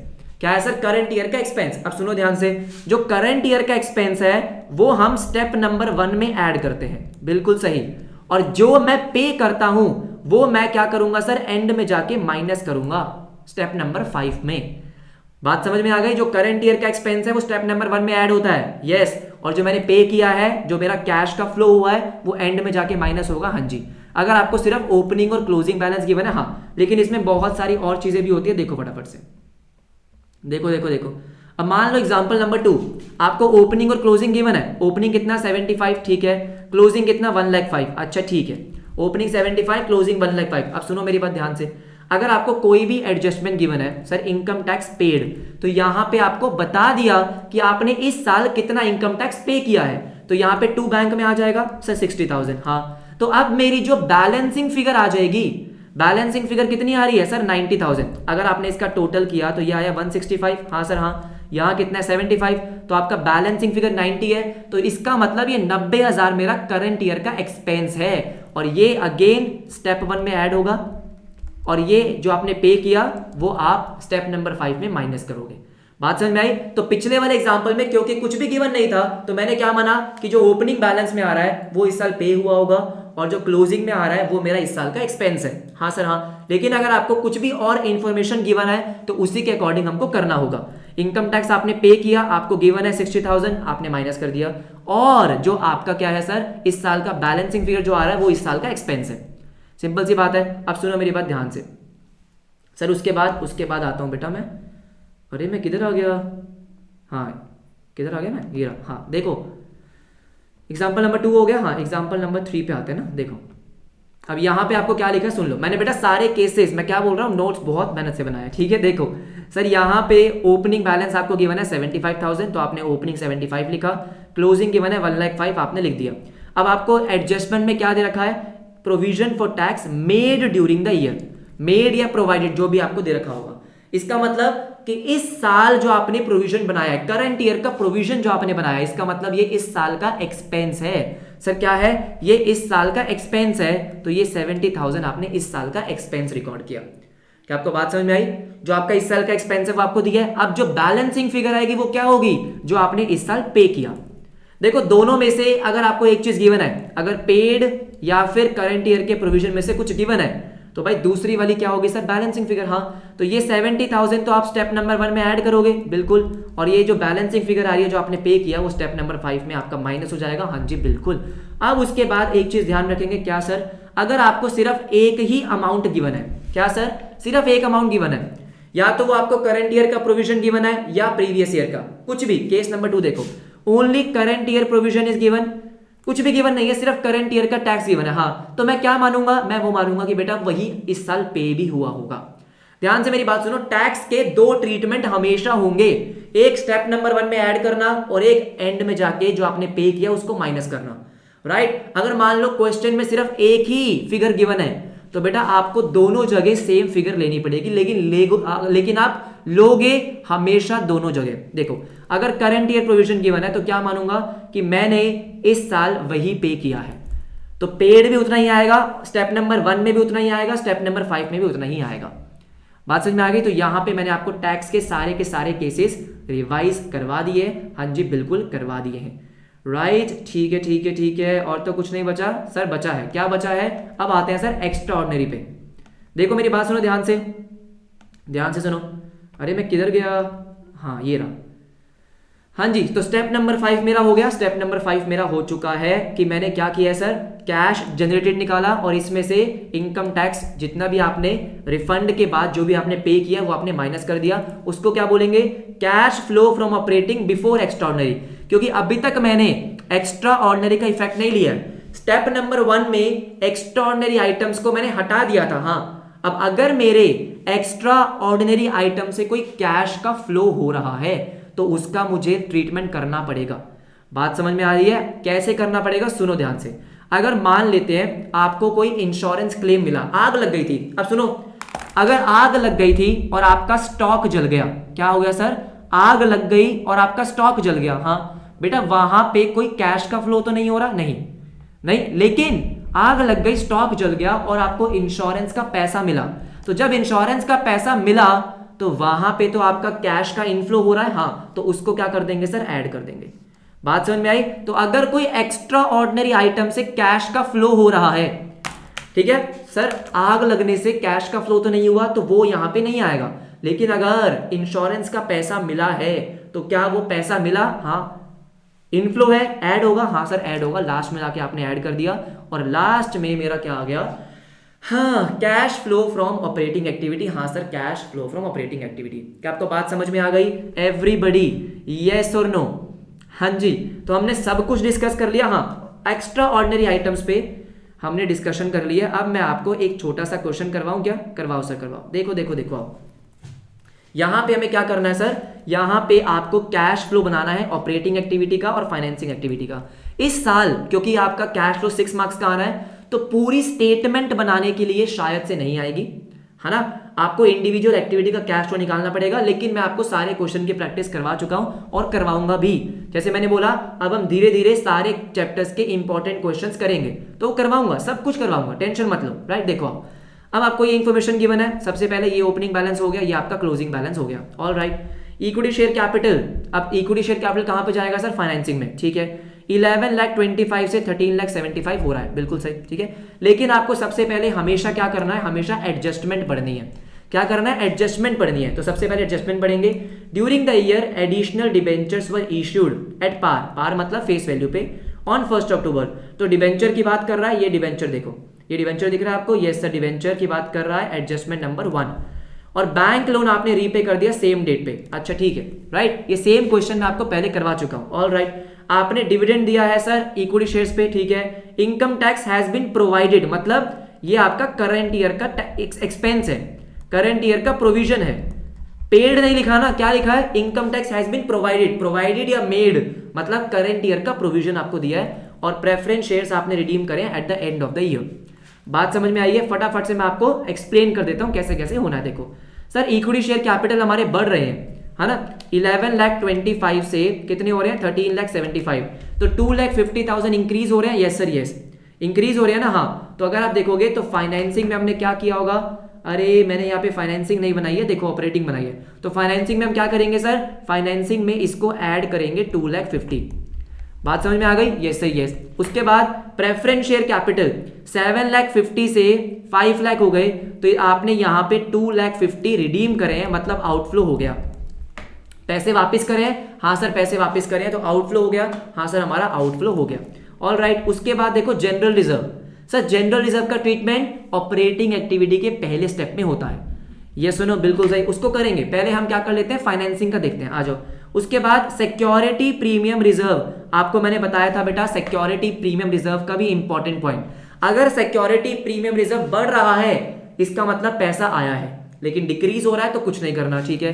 तो ओपनिंग में 0 था और 25,000 हो गया, तो इसका मतलब क्या है, इसका मतलब सर 25,000 रुपए प्रीमियम के आए हैं, तो हम फाइनेंसिंग में 25,000 ऐड कर देंगे, बिल्कुल सही। ऑल राइट, इसके बाद आते हैं बेटा अपने डिबेंचर्स पे।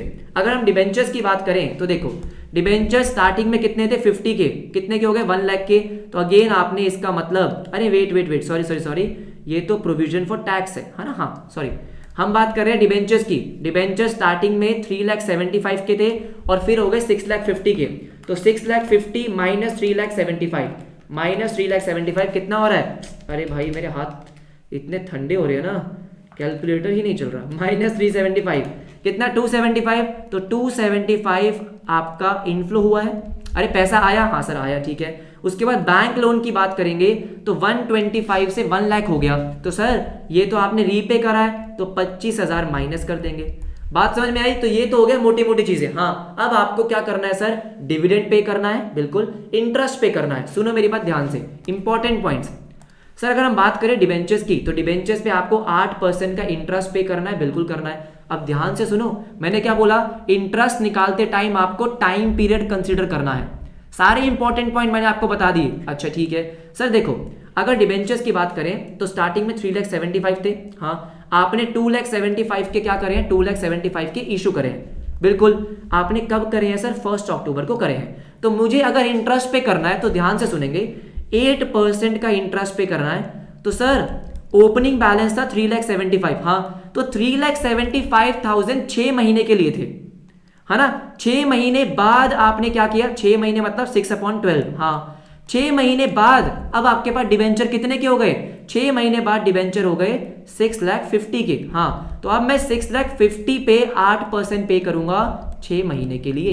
ये बड़ा इंपॉर्टेंट पॉइंट है, बात समझ रहे हो कि अगर आप देखोगे तो हो क्या रहा है, हो ये रहा है बेटा कि स्टार्टिंग में 3,75,000 के थे, अच्छा ठीक है राइट। 1 अक्टूबर को आपने डिबेंचर इशू करे तो 3,75,000 के 6 महीने के लिए थे, तो 6 महीने का इंटरेस्ट आपने उस पर लगाया, फिर हो गए 6,50,000 के, तो फिर 6,50,000 पे इंटरेस्ट लगाया 6 महीने के लिए।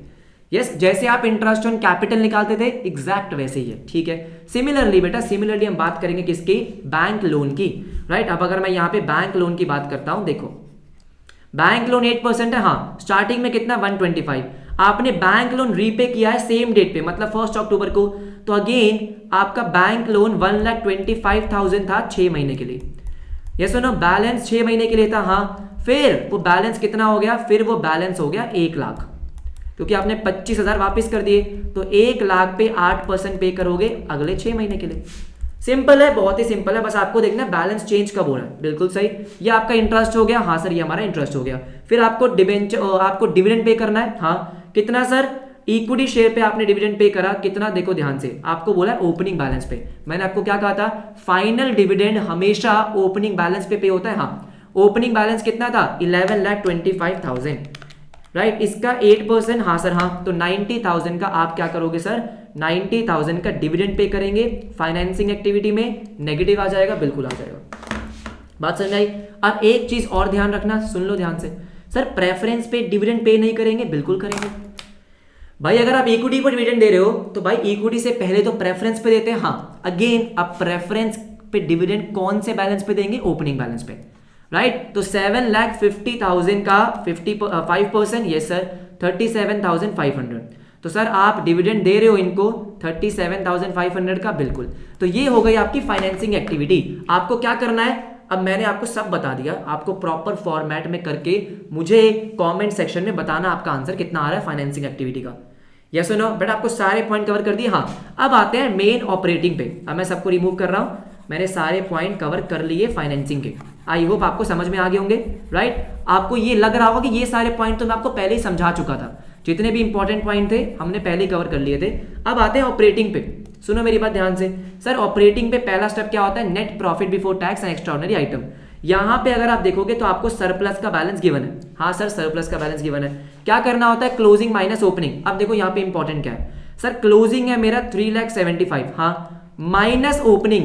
बेटा माइनस ओपनिंग, ओपनिंग मेरा नेगेटिव में है तो नेगेटिव 3,50,000, तो माइनस माइनस प्लस हो जाएगा सर, बिल्कुल।